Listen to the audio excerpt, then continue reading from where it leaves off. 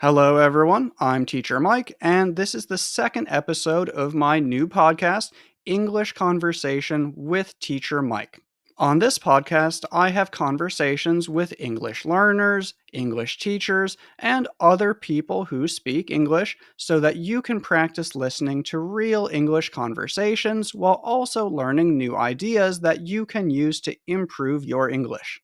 Our guest on this episode is my good friend and former coworker Jack, who currently teaches math in the UK, but began his teaching career the same way that I did, teaching English to adults in Thailand. So, Jack, welcome to the podcast, and why don't we begin by just having you introduce yourself a little bit more?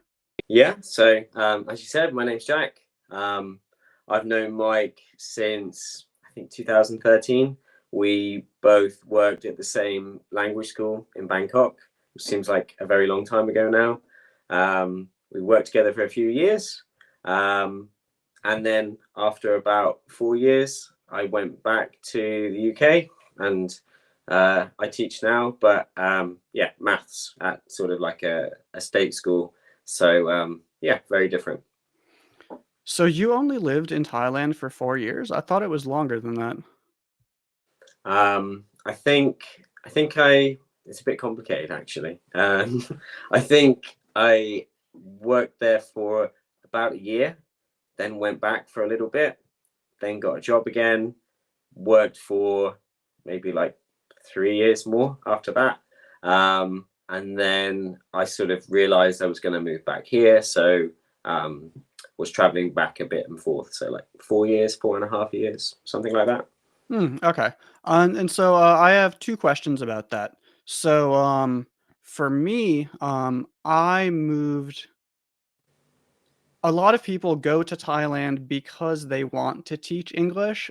Um, Mm, I became an English teacher because I had always known that I wanted to live in Thailand. So I did the opposite. Like for me, teaching English was a tool that would allow me to stay in Thailand long term, and that's why I began doing it. But what yeah. about for you? Like why did you decide to teach English and why did you decide to go to Thailand and which one did you kind of want first? Yeah. Well, I can remember making a deliberate choice that I wanted to go abroad and teach English. Um, I think British people, Americans, a few other nationalities are quite lucky that when you're when you're at university, it's an option that you have afterwards. And I don't know if it's still popular now, but then back then a lot of people were doing that. So I decided I had enough of school and studies for a bit and so on. And I started doing some research. China was my first choice originally that I was going to go for because, well, I don't know, maybe there were more job adverts for it or something like that. Um, and then it was South Korea. But when I tried to explain that to my family in the UK, if you say South Korea to older people in the UK, they don't know very much about it. So the first reaction that you'll normally get is, "Oh, I don't know if it's safe." Right? That's what people always say, even though it's like a great place. And then for China, it turned out you'd have to do a bunch of sort of. I think I had to get an X-ray done, which sounds really simple, but in the UK, the way our sort of health system is it's quite unusual to sort of ask for tests beforehand and stuff. It doesn't really work that way.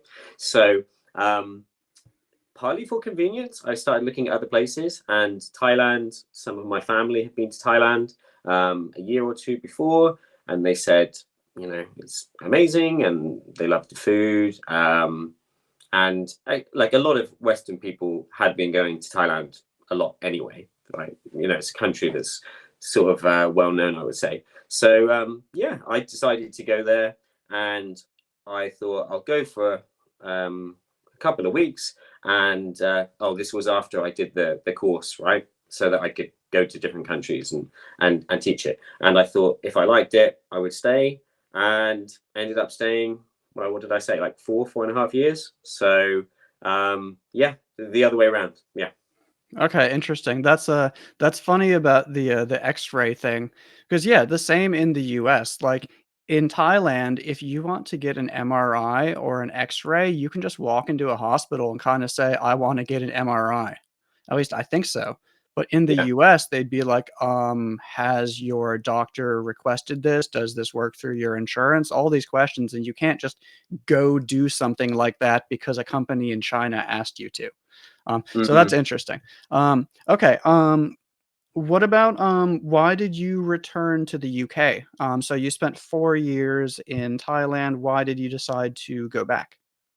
Yeah, sure. So, well, I quite liked it. Sometimes, like with any job, you get tired, and maybe we'll talk a bit more about teaching later. But you have to keep up a certain level of energy all the time teaching and so on. And mentally, it can be a bit tiring. But I always enjoyed the job.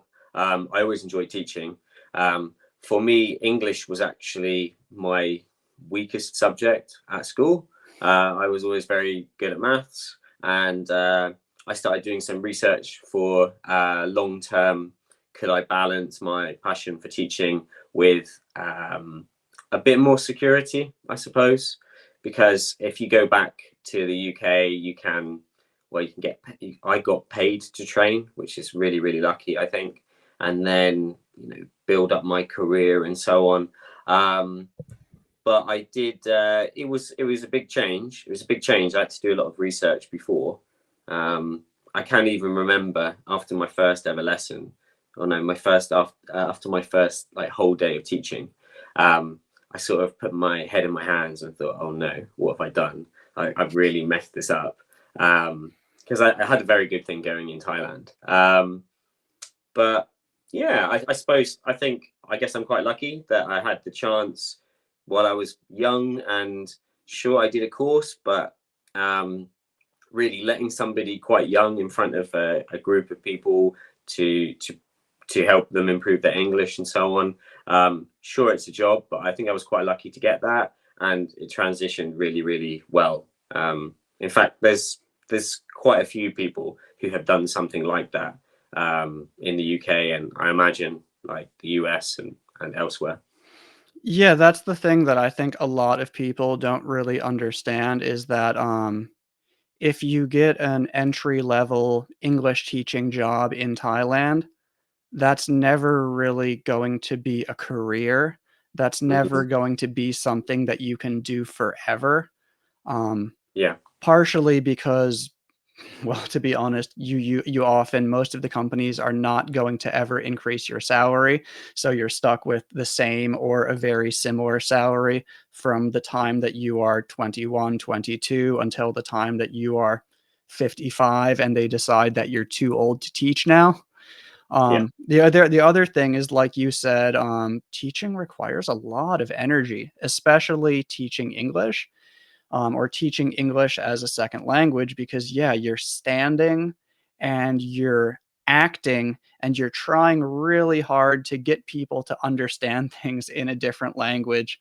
And you often have like 6 to 8 classes a day where you're standing and speaking and acting, and it's just exhausting. Um, yeah. I think it's all about your mood, isn't it? You have to make sure you're in the right mood all the time. So you've got to plan when you're going to have a coffee, when you're going to sort of have lunch, and so on. Because if you're not in the, I would say this is the same for what I do now. By the way, I think this part is really, really similar. Like you have to make sure that you're in the zone to teach people. There's a quote that's sometimes used, if you would like it, in the world of, it's called pedagogy in the UK, so like the art of teaching, which is that you make the weather, and I think I think that's true in teaching English as well, isn't it? Yeah, if you come, I think you make the weather. So Yeah, I think what that I'm going to guess that what that means is that the way that you have your energy kind of in the classroom determines how well the whole class is going to go. If you yeah, walk into the classroom low energy, it's not going to be a good class. But if you walk into that same classroom with lots of energy and a smile on your face and, hey everyone, how are you doing? Let's get started. This is going to be a good lesson. It's going to go a lot better. Is that Yeah. what that means? Yeah, definitely. Yeah. Okay, I've never heard that one before. I like it. Next question is so we've already talked about this a little bit, but how is teaching maths, or I said maths. Maths is the British Yeah, word. good. That's So good. in the US we say math. In the UK they add an S on the end, maths. So, how is teaching maths to teenagers in the UK different from teaching English to adults in Thailand? Yeah. Yeah. Okay. Because for sure there are some similarities, but as you would imagine, yeah, some big differences too. So I think probably the main difference is the age of the students, really, rather than the subject. And well, like where we first worked, people paid, they paid to come to these courses, and a lot of them studied in the evening after work, or they came on the weekend. So they had made a conscious decision to learn, and financially they paid a cost as well as with their time. Um, but of course, you don't have that. You don't have that with students. So 11 to 18 year olds for me, they have to be there, and they have to do a lot of maths. Um, I think anywhere between 6 to 8 hours per week. Some of the older students some of the oldest students I teach actually do 20 hours of maths per fortnight. Wow. Fortnight is a lovely British word for 2 weeks. um, so yeah, they do it so much more, and they're less mature, so their concentration is low, and it's harder for them to focus and so on. So that's why I think some of the stuff that like we used to do a lot when teaching English is actually quite useful for like a maths classroom, you know, That makes like sense. high energy, making people kind of enjoy your subject, thinking about doing lots of different activities, not just working from a textbook, which is what I remember when I had maths lessons. Mhm. But another side for me, like I really enjoy teaching English, but maths, like I genuinely really enjoy, right? And when you enjoy something, I think it's easier to kind of spread that positivity. So very different, but very similar at the same time. Okay, great answer. Thank you. Next question. So back to English. What do you think is so you kind of mentioned how when working with these adults who have paid to take the Mm-hmm. course and they're kind of motivated, they're there on their weekends, they're there in their evenings after work, they're making sacrifices to improve their English. Um, Yeah. so that's one of the good things is that they are pretty motivated usually. But what do you think is one of the most challenging parts of teaching English to adults? Yeah. Okay. And we can specifically say in Thailand because that's where most of our experience is.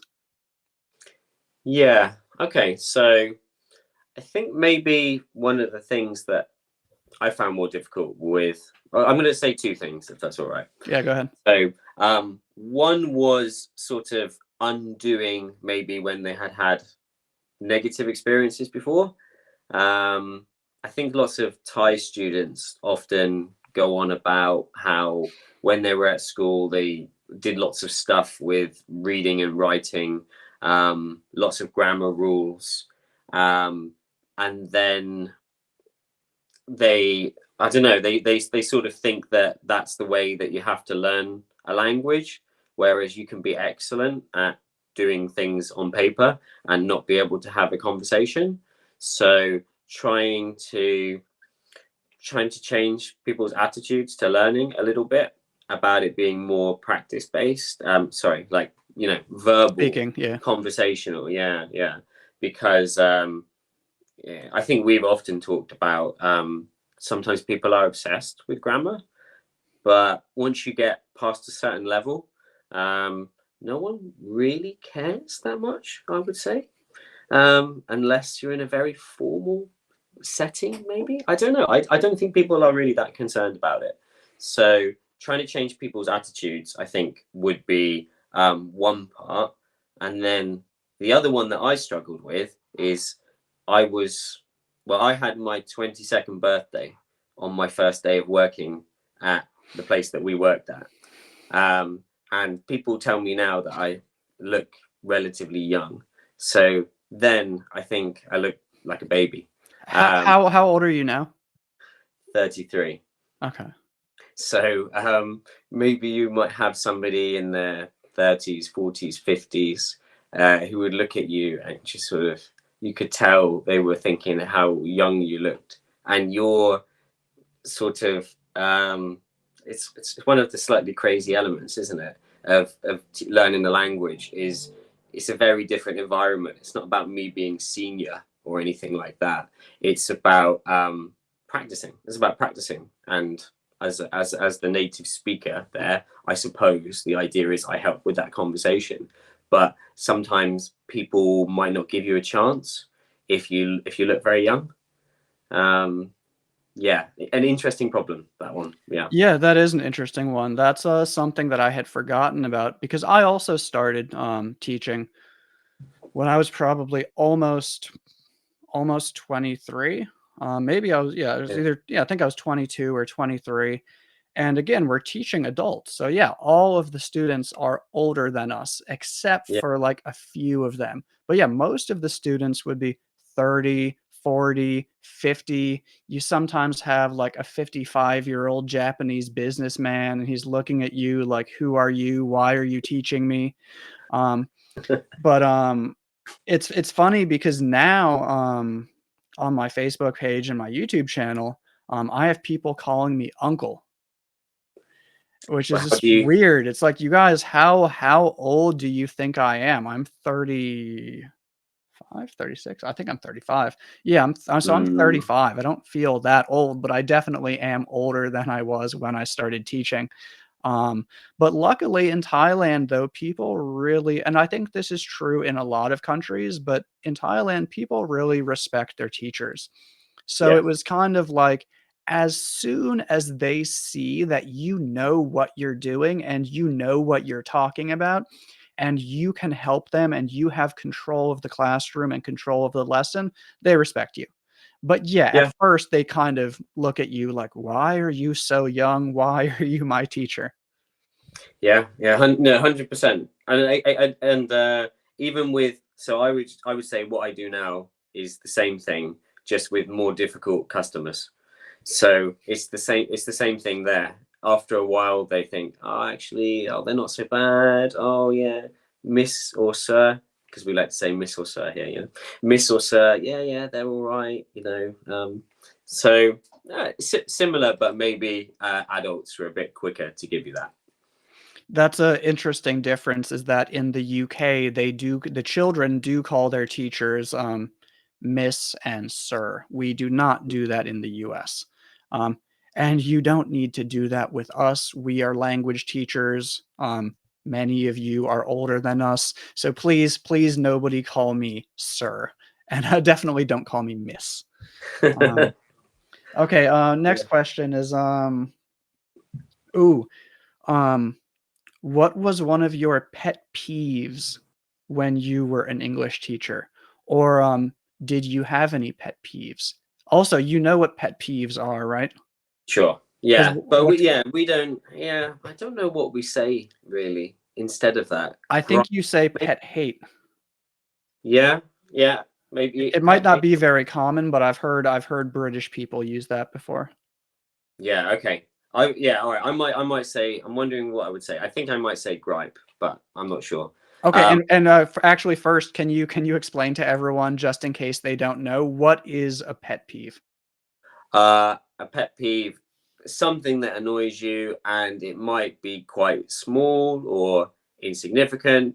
It might also be something that only you are annoyed by, where rather than everyone else. So, um, yeah, I'm trying to think what a pet peeve of mine is. I was thinking something like not letting people. off the train before, but I don't think that's a pet peeve. Oh no, I mean for teaching English.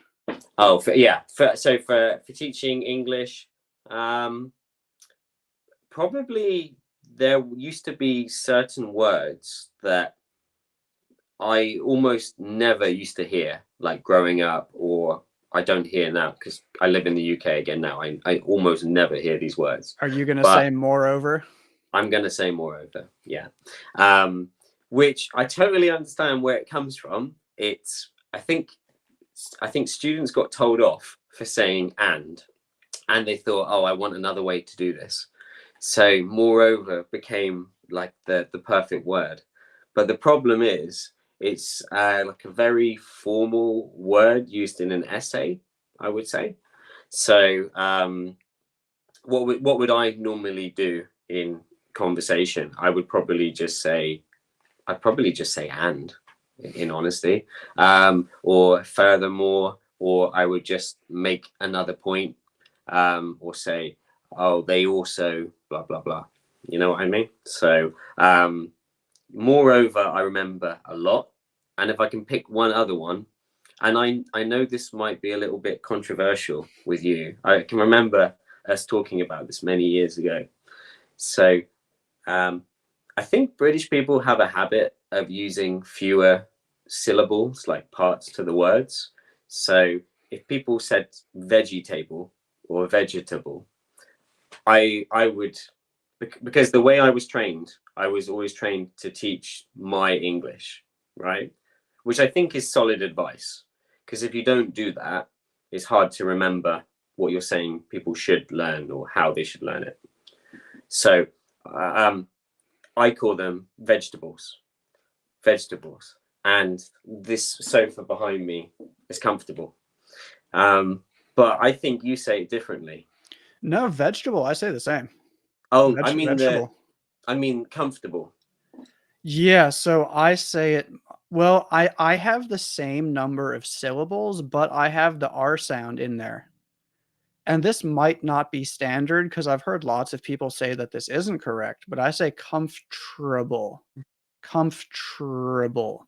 Whereas other people say comfortable, but I say Yeah, comfortable.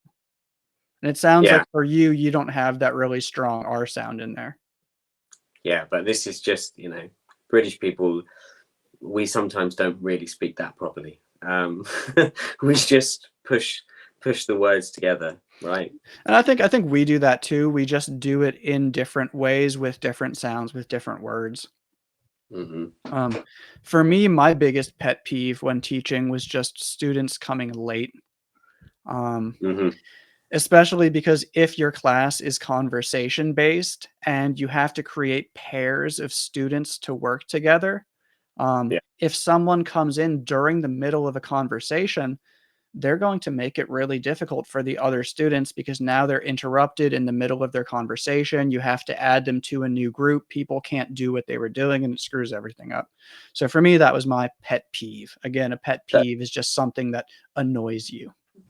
yeah. That's. I mean, that's like a very the lateness one is so cultural though, isn't it? I think if you didn't grow up with that emphasis on punctuality, so like being on time, um, then I don't know, maybe you just think that people are kind of being too fussy about it. But if you are like for me, like for you as well, in some countries, people are like famously very against people being late, aren't they? So yeah, it's a tricky one because I think it's how you grew up, isn't it? Yeah, because it definitely is a cultural thing, but, like, when you're in the classroom and you have specific activities that you need to do at Mm, a specific time, you have a schedule, and you have people who are already trying really hard to learn, and then you come in late and interrupt them, it's like at yeah, that point, it's like, I understand your culture, but this is a situation where it's impacting other people, and we need to be on time. Anyways, let's go to the next question. Do, do, do, do, do. What was your favorite thing about teaching English to adults? Favorite thing about teaching English to adults? Okay, so I'm gonna pick one that maybe is because of my personal situation when I started doing it. So I moved to Thailand. I was on my own, like 22, I think I said already, and I didn't know anybody in the city, which I suppose is normal everywhere, isn't it? When you move to a new place, but when you move to another country or another continent, it's more than that, isn't it? So um, I think my favorite thing was the the people I met through it, and how how many like meals out I went with people afterwards, or other things we did. Um, yeah, I guess I'm saying how friendly everybody was with it, right? And you're actually talking about not just about your coworkers, but also about the students, because I think you spent Yeah. more time socializing with students than I did. You were more of the friendly, I'm your friend style teacher, whereas I was always a little bit further removed from the students, I think. It's so funny if my current co-workers could hear you say that, because they would view me as the complete opposite with that now, right? Like very strict. But yeah. And because of the place that we worked in, it wasn't just Thai people. We had lots of Japanese people there, didn't we? I remember a few Korean students who I made sort of lifelong friends with, and so on afterwards. Um, so I suppose that I think the environment that we were in was, although it was a little bit corporate, a little bit formal, I think, really, and it didn't need to be. I think the students and like the teachers there did a really good job at building like really great friendships with one another. Um, and yeah, I still talk to a lot of these people. What is this, over 10 years afterwards? So it wouldn't be appropriate for something like that in like a state school like I am at the moment. But I suppose the story from this is, if you are an adult learning English, try and look for extra opportunities to practice outside the lessons, and showing your city, doing things, meeting up, not just in the classroom, might be a good way of doing that. And be friendly with your teacher if you like your teacher Mhm. and if your teacher is friendly to you. If your teacher is not friendly to you, you don't need to do this. But if your teacher seems like a nice person, talk to them. If you want Mhm. to, invite them to go have dinner with you. They might say no, but they might say yes, and they might be really happy because they're living in a foreign country. They might not have friends there, they might not have family there, and you might make them feel really welcome and give yourself extra opportunities to practice speaking English. Yeah, 100%. Well, where are you going to find all the good places to eat and so on if no one tells you? Exactly. And for context. And when I say for context, for anyone who doesn't know what this means, when I say for context, this means I'm going to explain a little bit more about the situation, a little bit more about the background so that you can understand the story a little bit better. So for context, we worked in a language center where, again, people pay to take courses to improve their speaking skills. These are group lessons and private lessons and corporate lessons. And all of the students are adults. The youngest students that we had were sometimes 16 or 17, but usually they were like 25 or older. And about 90% of them were Thai because we were in Bangkok, Thailand, but about 8% were probably Japanese, mostly businessmen and housewives of businessmen. And then the other 2% were people from all over the world. So European, African, everywhere. Um, so when we talk about our students that we taught in Thailand, yes, most of them were Thai, but there were students from other cultures as well. Next question. So now we're going to talk about the UK, the US, and Thailand. Basically, language and culture, differences and similarities. So, Jack, what do you think are the biggest differences between English in the UK and English in the US? And how big or important do you think these differences are? Okay, so well, I have some ideas about particular sort of. It seems that most of the differences seem to be based on certain topics. So, for example, when you talk about schools, all of the language seems to be completely different, right? About what you're going to call that school if they are a teenager. So I think you have, I hope I'm correct in saying this. I think you normally talk about junior high and then high school, and something called like K. So if you say K10, I think that means like Yeah, so year 10. I'm not even I'm not even that good at this because I've never worked in the US and I was a child a long time ago.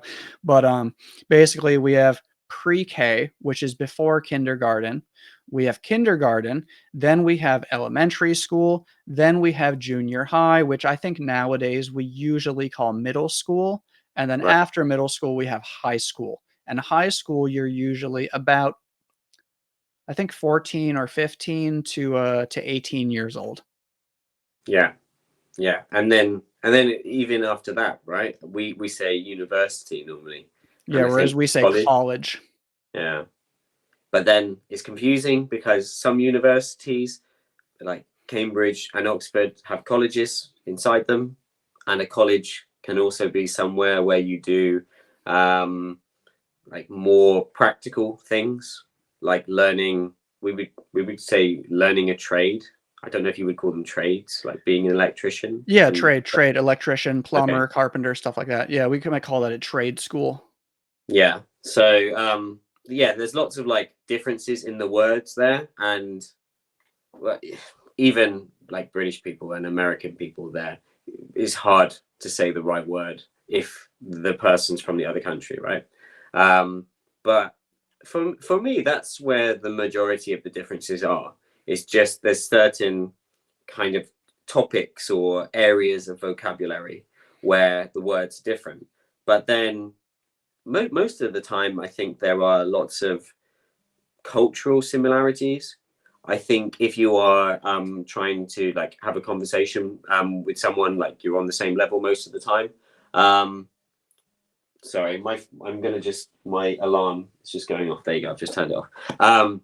So I think you could, from the outside, I think you could get really caught up in these differences. Like, oh, before we were talking about, I said I went to the shops, and you said that was super British, and you would call it the store, right? But obviously, we know what the other person's talking about, so um, I don't think the difference matters. I really don't think the difference matters. I work with lots of American and Canadian teachers because I live in London, so like there's lots of people from everywhere, and people have all kinds of mixes and like inject different words from their own languages or American English to British English and so on. Um, for most people, you want to just like develop the art of communication. Um, it's all about the practice of actually speaking and listening, I would say.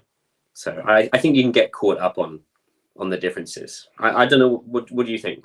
Do you think So the same?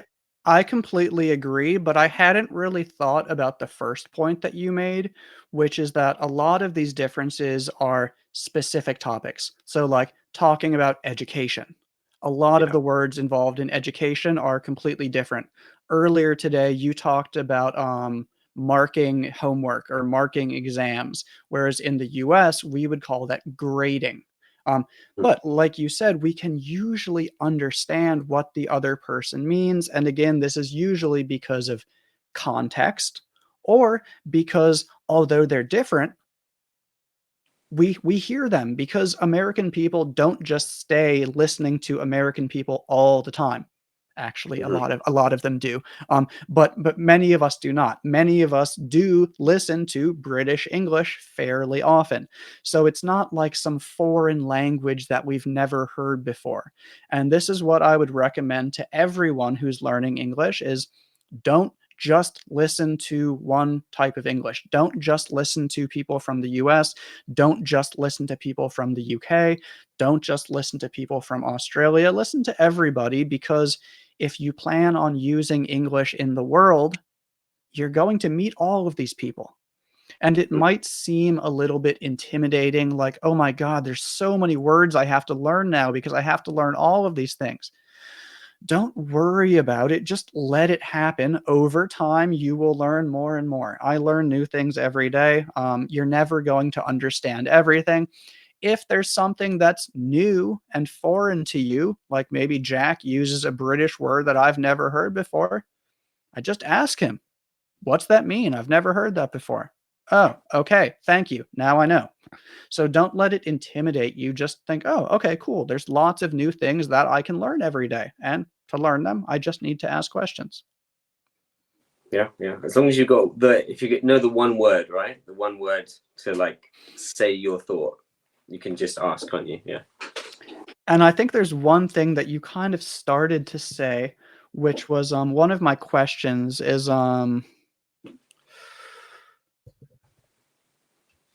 let's see. I'm gonna have to skip forward in the questions a little bit, but so we have this word Americanism. An Americanism is basically something that people from the US say, but they don't really say in other countries. And when people hear it, they think about people from the US. So, what I want to know, Jack, is are there any Americanisms that you sometimes use because of the time you've spent working with American people, but most British people wouldn't usually use? Most British people wouldn't. Mhm. Okay, well, that makes it that definitely makes it more difficult, right? Because I can lead with an example if you want. I have one for go on, myself. go on. What have you got? So to take the piss, um, Mhm. take the piss is a British expression which I had never heard before when I moved to Thailand. And piss is a rude word for urine or pee pee. Um, so when I first heard, I think it was Tobias said something about, "Are you taking the piss?" I was like, "Do you have a container of urine and I'm supposed to take it somewhere? Why am I doing that?" Because I really didn't know that this was an idiom. I'm serious. I heard this, and that's like the perfect example of an idiom, because it makes no sense unless you know what it means. But now I do use Okay. it sometimes because I really like it. Yeah. Well, I'm going to very quickly explain what it means. To take the piss can mean kind of different things, but it often means to try to frustrate or annoy somebody, kind of. Would you say that that's accurate? Or Yeah, a little how would you a explain it? bit like you're playing a joke on someone, right? And they'll say that to check that you're actually being honest, or whether you're just trying to, yeah, annoy them by giving them some news that they don't want to hear. Okay, thank you. And so what about for you? Is there anything like that that Americans say that you sometimes use? Yes. I mean, when you say Americanism, the first one I can think of, which, but this one I would say pretty much everybody uses it, would be awesome, for things to be awesome, right? So I think sort of the British word that maybe I don't think is really said outside, like in America, would be marvelous, but that's now like a thing that older people say.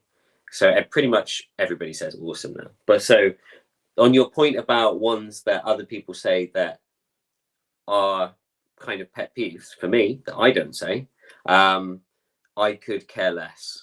I could care less is especially annoying, um, because it doesn't make any sense. Like the only thing that it means, I would argue, is the opposite of what you mean. Oh, because because it should be I couldn't care less. Exactly. Yeah. Yeah, so there's an expression, "I couldn't care less," which means I care about this so little that it's not even possible for me to care about it less. So it basically means I really don't care at all. But some people, especially Americans, say it wrong and they say, I could care less, which means like there is still a possibility for me to care a little bit less. That's weird. It doesn't make Yeah. sense. But is there anything that you do say that British people don't usually say, do you think? And if you can't think of anything, that's Mm, fine. yeah, I mean, I can't think of anything right now, but I did when I first came back from Thailand.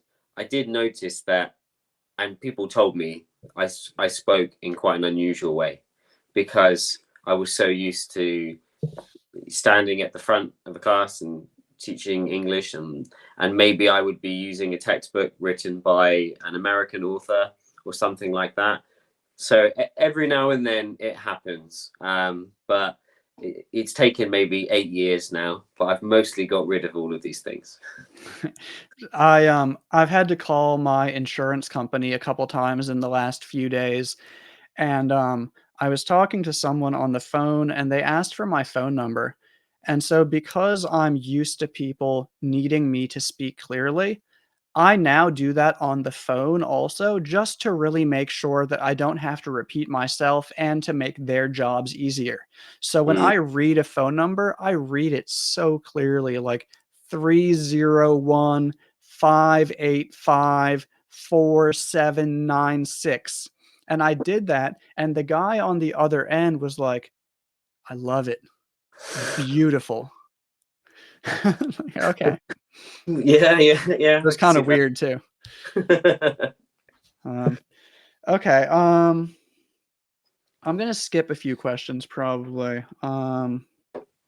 Oh, so one thing that I find really interesting is I get a lot of comments on my Facebook page and my YouTube channel, and they say, "I love your teaching because of your beautiful, clear British accent." So Okay. lots of people think like, "Oh, the accent is so important. I want to learn the British accent, the American accent." And they don't even know what the difference is because they think that I'm British, and I don't sound British at all. I sound 100% American. No one in the Yeah. UK would ever think that I was British. Even if I just said, "My name is Mike," they would immediately say, "You are American." Yeah. So I have a simple question for you. Did anyone in Thailand ever think that you were American when listening to your accent? Um. Hmm.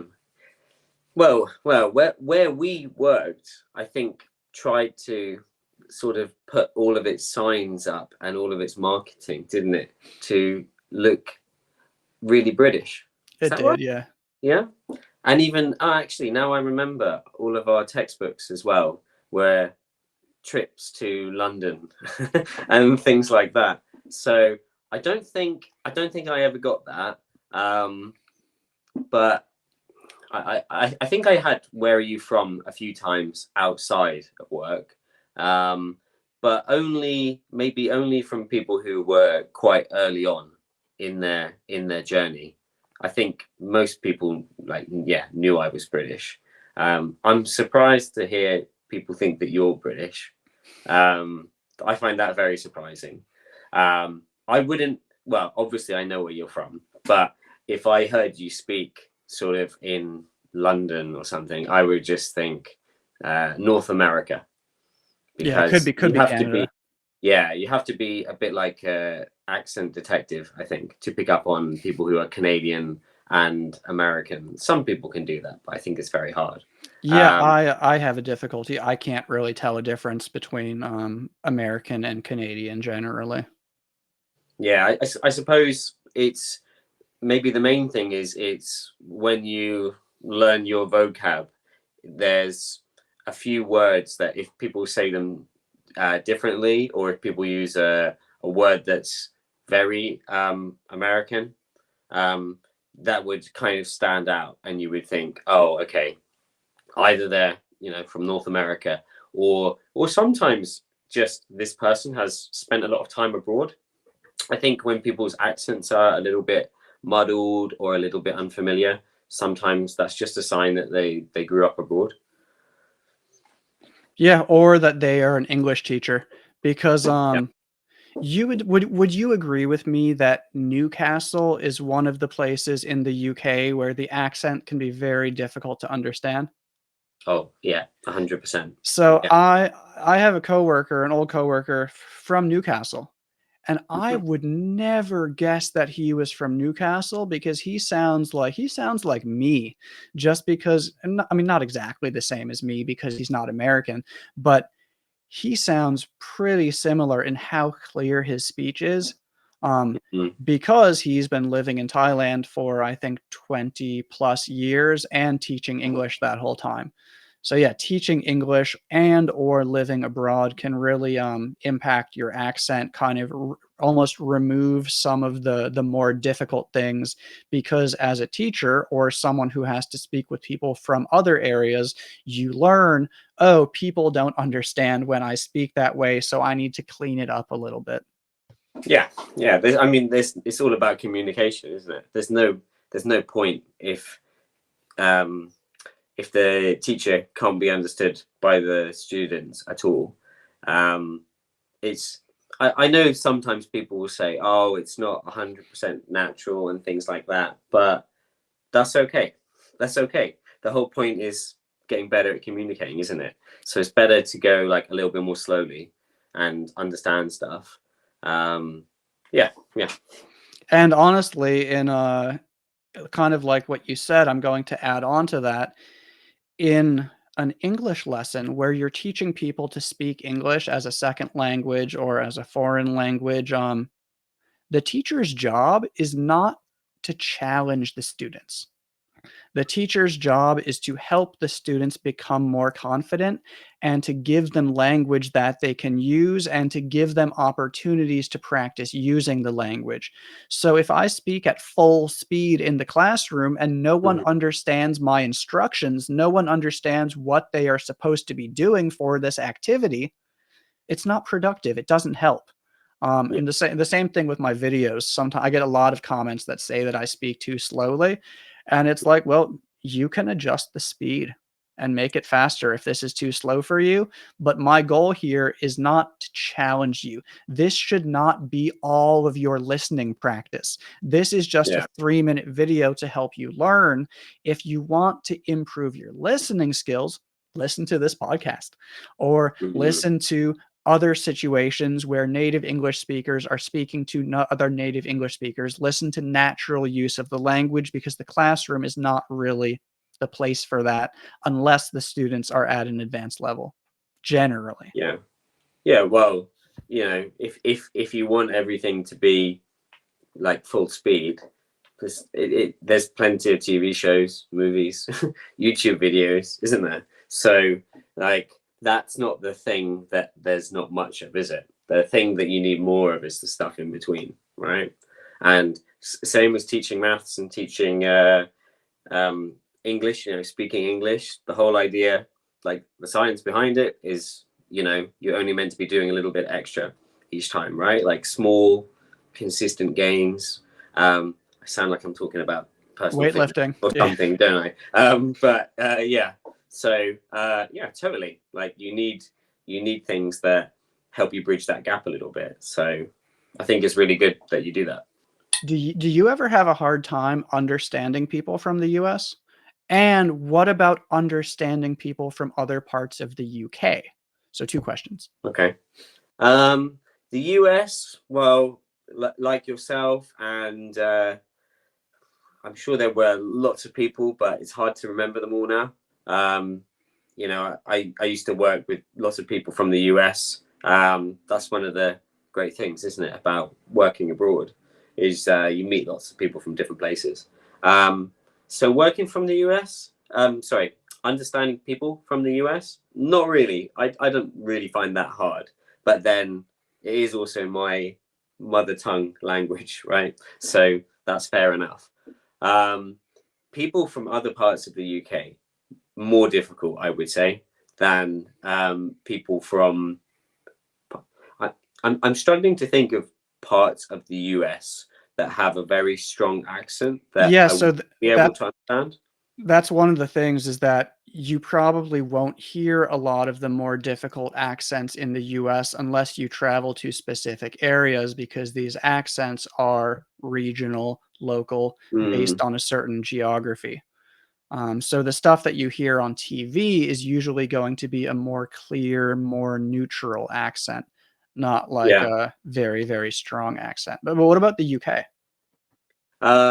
So I mean, you talked about it before. I think people who are not familiar with it would be quite surprised how Newcastle, or Newcastle, right?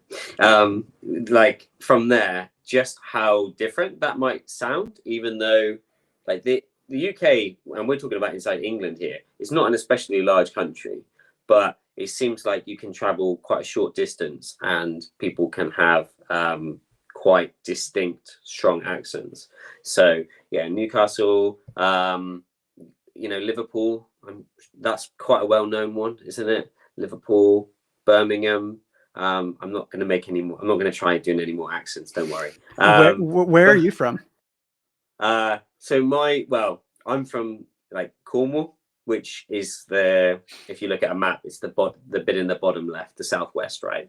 And there's also definitely a way of speaking there, but going and teaching in Thailand sort of removed that accent a bit, and living in London sort of removed it a bit as well. But people from there have strong accents, so I think a lot of them are very noticeable, and you'll know where somebody comes from in the country quite well. But most of them are easy to understand. The ones that people struggle with, and my wife is not, she doesn't speak English as her native language. When people call her on the phone from a call center in Scotland, particularly from Scotland, I have to say, she really, really, really struggles. And it's like a bit of a joke. I think it's like a healthy joke in the UK that English people don't really know what Scottish people are always saying necessarily, and then sort of the Scottish people being a bit annoyed by it. But I think it's all good fun. It's not too serious. Although I think that I can understand Scottish people more easily than I can understand Australian people. Yeah, yeah. I mean that's another quite distinct one, isn't it? Um, I don't know if there's like I'm guessing there's lots of regional accents in Australia, but I wouldn't be able to separate them at all. Exactly. I would assume that there are many different regional accents in Australia because Australia is huge. Um, Mhm. but I don't know any of them. I've seen a lot of English learners on Facebook say things like the British accent is Right. better than the American accent because it's oh, and let's not make it just about accent because accent is only about your pronunciation. It's not about vocabulary, it's not about grammar, anything like that. So let's change the word accent to just English. So lots Okay. of people on my Facebook page say things like British English is better than American English because British English is the original English. It's the pure English. Right. How do you feel about that? And what would you say to those people? Okay. Um, well, I suppose to start with, I think when people say British English, is they mean a particular way of speaking. I think you'll know this better than I do, but it's a popular way of speaking that you hear if any of your viewers watched something from like the BBC. They're quite famous for. I think this goes back quite a long time, but asking people like who read the news and so on to speak in a particular way. And because people have heard this way of speaking for quite a long time and they associate it with a formal environment, they speak that way. I mean, I'm kind of guilty of doing it now with you, right? Because part of part of in the UK being in a professional setting is almost learning a certain way to speak a little bit. But I wouldn't I wouldn't always speak like this if I were like down the pub or something. Maybe my Cornish accent would come out. people would hear a slightly different voice, and millions of people in the country won't speak the same way, right? So I think that's the first thing, is they're thinking of like a very sort of particular style of speaking. And then in terms of if it's better or worse, I think, from earlier in this podcast, I think I've given the game away, which is I don't think it's as important as people think it is. The idea that sort of British is the original is an interesting one, because there are certain words, like, I don't know if you've heard about this, but the word fall and autumn. Have you heard about this before? And gotten. And yes, sometimes I still say that, Mm-hmm. and people give me some strange looks. Maybe that can be my Americanism, gotten. Can you explain what about fall and autumn? Do you know Okay, the story so behind that? my understanding, so please tell me if I've got it wrong somewhere here, is so at the moment in the UK, when we're talking about the time when the leaves are falling off the trees and so on, we call it autumn, and I think you call the same thing fall, right? So I think that no, I'm not quite sure. I think that fall was originally said by British people, and then fall is what was said in, say, the US, and then it changed to autumn in the UK, and now nobody says fall in the UK, even though it's quite a nice word and you know exactly what it means. So in a way, it's probably a better word. But that's one where maybe people might be like, oh, we should say autumn or something, and it's like, well, actually, it's probably more fall. Or I don't know the history of lift and elevator, but elevator makes a lot of sense. It elevates you. So It also lifts you. true. Elevate, yeah. It's more fun to say though, isn't it? I think an elevator. Let's go back to fall and autumn really quick. So I liked what you said about like people think some people say, "Oh, British English is the original English. It's the pure English."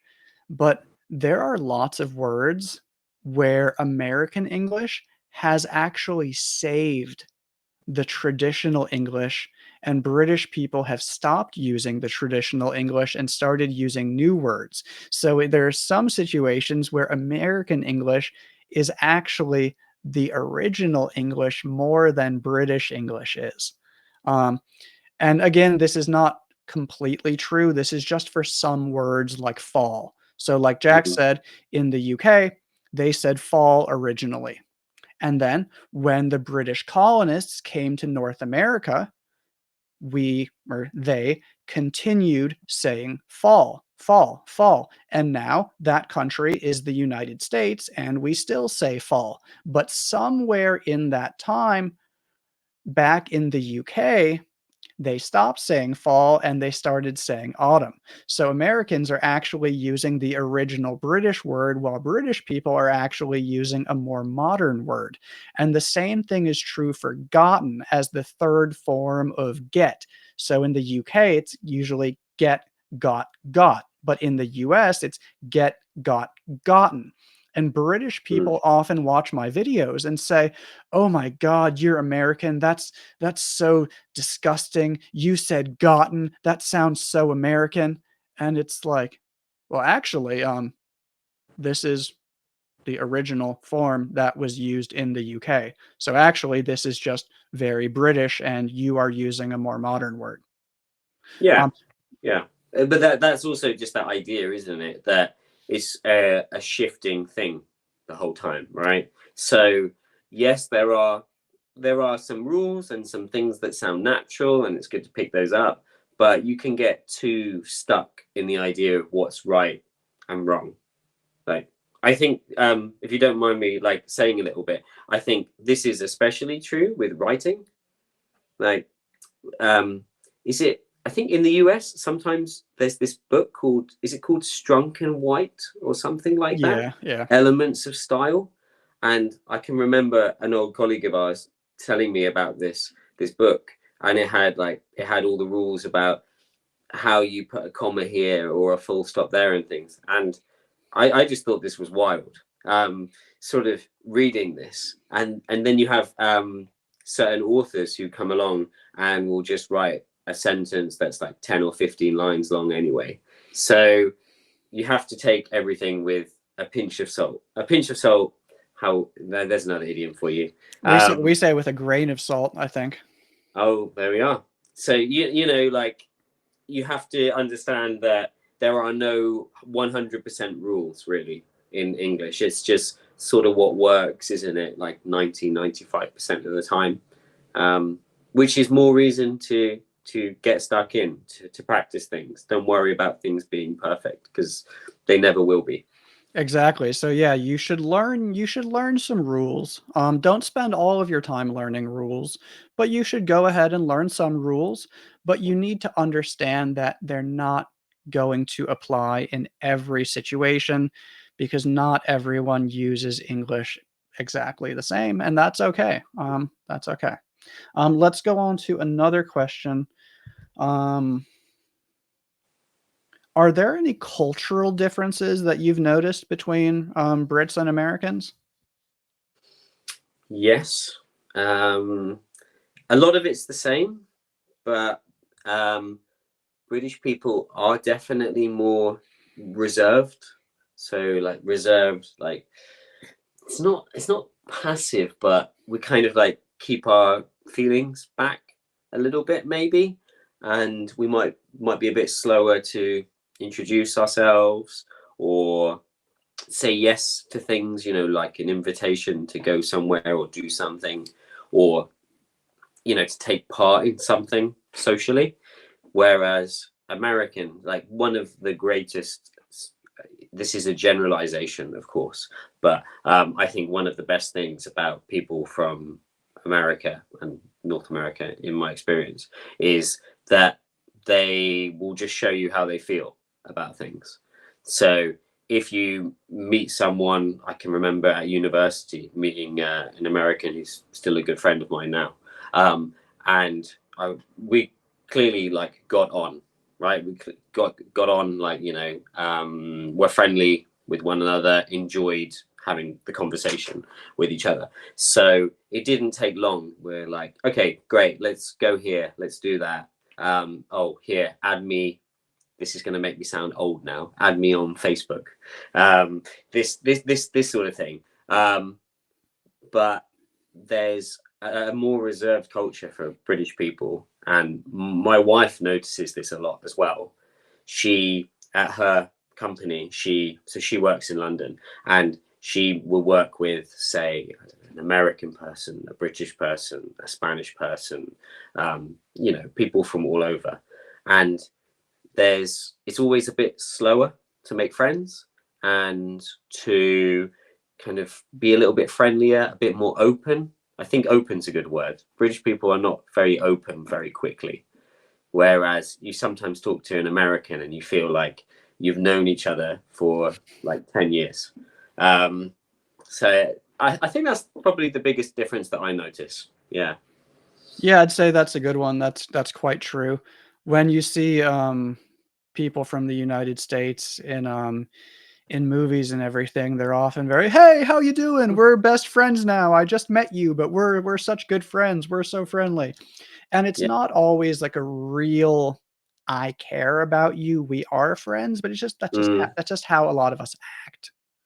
But that's good, right? What would you, in my opinion, that's really good. What would you rather be around? Would you rather be around people like that, or people going, yeah, hello, yeah, right? It Yes. makes you feel more welcome. So I think you win on that front. Well, especially when communicating with people from other cultures, it's important to really be direct and say what you mean instead of assuming that they have the same cultural knowledge and cultural background and way of thinking so that they can like, what an American person says is usually exactly what they mean in Yeah, general.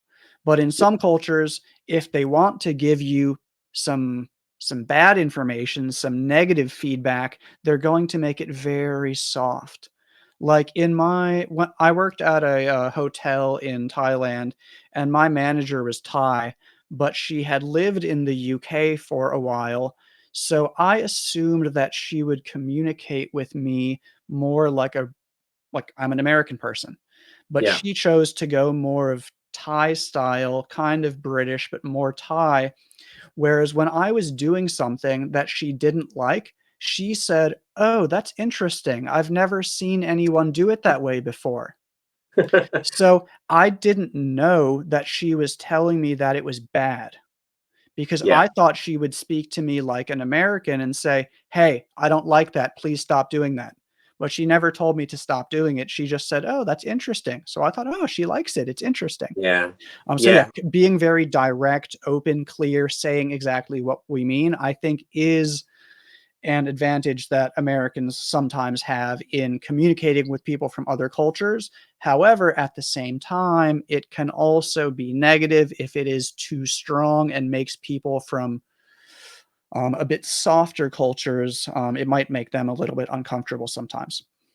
Yeah, yeah. I think the way that you said that she was Thai and lived in the UK, I feel like there's a real similarity there between how the person would give you the bad news, because we're quite indirect in the UK. Yeah, that's Uh, the word, indirect. Yeah. yeah, we in fact there's a whole list of phrases that are hidden code, I would say.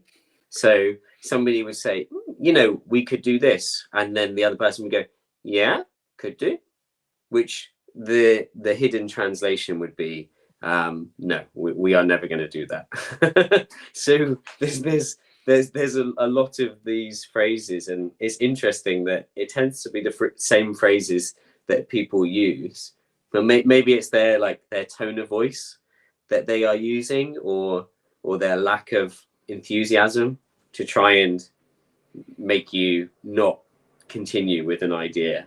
Yeah, it's like they're Yeah. saying that they agree, but you can hear in their voice and the way that they're speaking that they really don't agree. And that Yeah. basically that reduces conflict. It makes the Mhm. situation feel more comfortable instead of an American saying, "That's a bad idea. I don't want to do that." And then everyone's like, Yeah, "Ooh, sorry." no one would ever say that in the UK. Go, well, personally, I don't agree, but yeah, maybe. Let's go to the final section of questions. There's just 3 questions. So these are Mhm. questions that I want to finish with because these are questions about your advice for people who are learning English. Yeah. Um, I'm actually going to skip the first one because we talked about it earlier.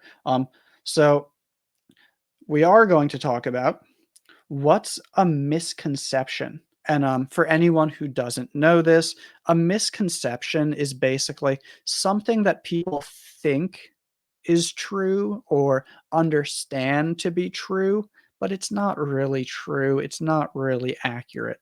So they have a belief that's kind of wrong. So, Jack, what's a misconception that you think a lot of language learners have? Or what's a mistake that you've seen a lot of people make when trying to learn a language? Okay. Um, so I think the one I'll go for, and I'm guilty of doing this with learning a language or any skill at all, really, is that you have to dedicate a large amount of time at the start to something, rather than do something sort of on a smaller level but more consistently. So one of the things, well, I remember from when I was teaching, but also in my job now, it's all about memory and regular practice, right? So I think practicing speaking, learning English generally is not that different. This might be controversial to say, but I think the evidence really says that it's more important, even for like maths, that you space things out and you do things as part of a regular habit. So the problem that I think lots of people have is they decide, oh, I really want to learn this skill. So I really want to learn English. I'm going to spend lots of money getting a book, or in the old days, maybe like a CD guide or something like that, or a big block of lessons. And I'm just going to go, I'm going to go for like 5 hours today, or I'm going to do 3 hours of this tomorrow, and so on. And that's really nice. And I'm sure you'll pick up lots of things, but you're just going to get annoyed. You're going to get fed up, and then you won't want to do it anymore. Whereas maybe if you just did 30 minutes or 45 minutes or something every 2 days or so on for a week, I think probably by the end of that week, it would be just as good. And then the next week, you'll sort of have the energy, and it will be, if you can make something a routine, right? Routines are incredibly powerful. So if you can make something into a routine, less more often is a better way to go. And I didn't plan on talking about this in this video, but you basically just advertised my newest ebook for me. Um, You're so very well. so let's talk about this just for a minute, because I think a lot of people will really benefit from my newest ebook, especially given the information that you just gave them. So hold on, I have an alarm going off now. Um, so my most recent ebook, it's not really an ebook. I'm calling it an ebook because it's a PDF that you can buy and then download. But actually, I want you to print it because it's supposed to be a guide that you really use and look at often as you plan your routine for learning English. And I titled this English in 30 Minutes. And I think that a reason that this ebook is selling less than my other ebooks is that I've spent so much time telling people you're not going to learn English fast. But what Mhm. I want them to, so then they see 30 minutes and then they're like, wait, 30 minutes is fast. But my point is that it's 30 minutes every day. And it also works if you have 1 hour or 2 hours every day. The point of this book is that if you are someone who only has 30 minutes every day, this is what I recommend doing to make it a part of your routine. Just like Jack just said, routine is important, making sure that you're doing it every day, reviewing things regularly, practicing again and again. So, my newest guide teaches you how to build a routine that you can do every day, even if you're a very busy person who only has 30 minutes. But it also works if you have 1 hour every day. If you have 2 hours every day, it works really well. But the point is that it works for everybody, even if you only have 30 minutes. And it teaches you 5 steps that I recommend doing: how to practice writing, how to practice speaking, how to practice listening, how to track your progress and make sure that you are improving. It teaches you how to do all of these things in detail because, like Jack said, this is something that a lot of people don't really understand. They think I'm just going to spend 3 hours studying on Saturday. Yeah. No, honestly, it would be better if you spent 20 minutes studying 5 days per week than if you spent 3 hours studying 1 day per week, because your consistency, doing it again and again and again every day, is more important than really the total amount of time that you spend on 1 or 2 days. And so yeah, that's why I wrote this guide, because I feel like a lot of people don't really understand that, and they don't understand what they need to be doing to improve. They might just open a book or watch a video, but they don't really know what to do while they're watching that video or what to do while they're reading that book. And that is why I wrote this ebook. For anyone who's interested, I will share the link again one more time in the comments below.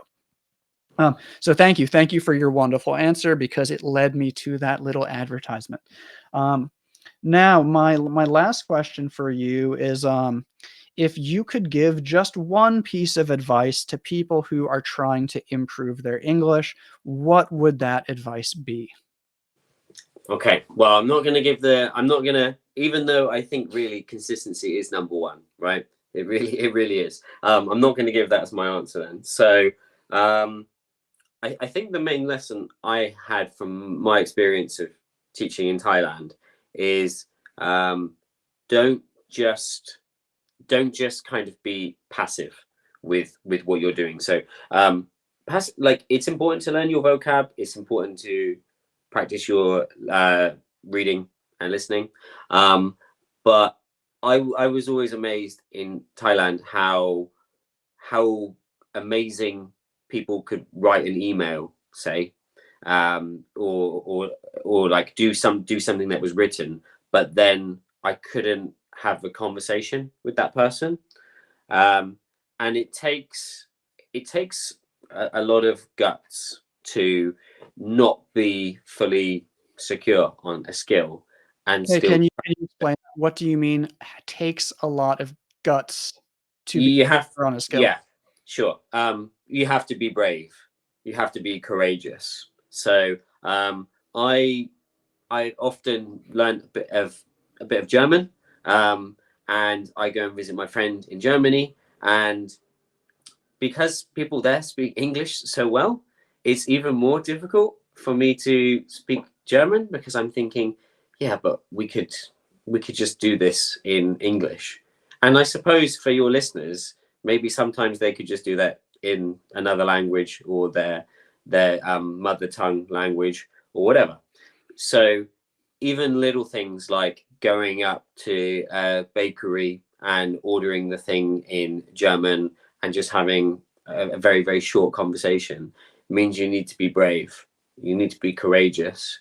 You need to be prepared that maybe the person you're speaking to might have had a bad day.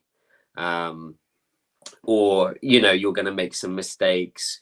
But if you don't practice it, there's no way that you can go from, say, not being able to speak, which is the big thing I would have thought that people want to work on. You can't go from nothing to being amazing there unless you're ready to accept that you're going to fail a bit sometimes, and that's okay, and that's fine. That's part of the learning process. So my main advice is, don't worry about your English not being perfect, or maybe even you think that your English is bad. Don't let that stop you, because what do you really have to lose? It's free practice, if nothing else.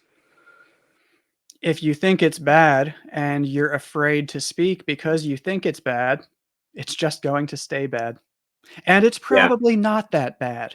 Um, yeah, Especially I've noticed with German people, honestly, German people will say things like, "Ooh, I'm terribly sorry, but my English is actually not that good." And they give you some amazing sentences in perfect English while yeah, telling you that their English is terrible. So lots of people think that their English is worse than it is, when most of the time your English is probably good enough to communicate the ideas that you need to communicate. It might not be perfect. You're going to make mistakes sometimes, but like Jack said, you just need to be brave because you are doing something that is difficult, and sometimes it's going to be uncomfortable, and you need to accept that. You need to be brave. I don't expect you to be the bravest person in the world. You're human. But you need to understand that you're going to make mistakes sometimes, and that's okay. That is how you grow. yeah. Yeah, thank you for that answer. That was I think a great way to end this, and it complemented the answer that we got in my previous episode. He said, "Don't be shy." You said, "Be Mhm. brave." So very similar, but you gave some different examples. So thank you for that. And so yeah, that's the end of this podcast. Jack, thank you very much for taking the time to do this and share your knowledge to help everyone learn English. That's okay. It was fun, kind of catching up a little bit, but also what's really interesting is how similar lots of the lessons are here to what I do with my like new career. Right, it's also learning a skill. So I think sometimes even as adults we have to remind ourselves, what it takes to put yourself out there, put yourself out, like be brave a little bit, and what you need to do to be successful with building a skill. So interesting. 100%, 100%. All right. So yeah, that is the end of this episode. And for everyone who listened all the way through, thank you all very much. And the feedback that I've received about the podcast has all been very positive. So I am going to continue making these probably one every 2 weeks, maybe every 3 weeks. We'll see. It just depends a little bit. I need to start developing a system to make sure that I can do this more effectively and create a real schedule. I haven't done that yet. I hope to do it soon. But yeah, if you haven't yet subscribed to my YouTube channel, please take a moment to do that now because I have podcasts like this one, but I also have over 800 videos that you can watch anytime that you want, which are not podcasts, but are just short little English lessons. So yeah, if you haven't subscribed yet, please take a moment to do that now if you're interested. And please remember that the link for my ebooks are in the comments below. Thank you all very much for watching. Thanks.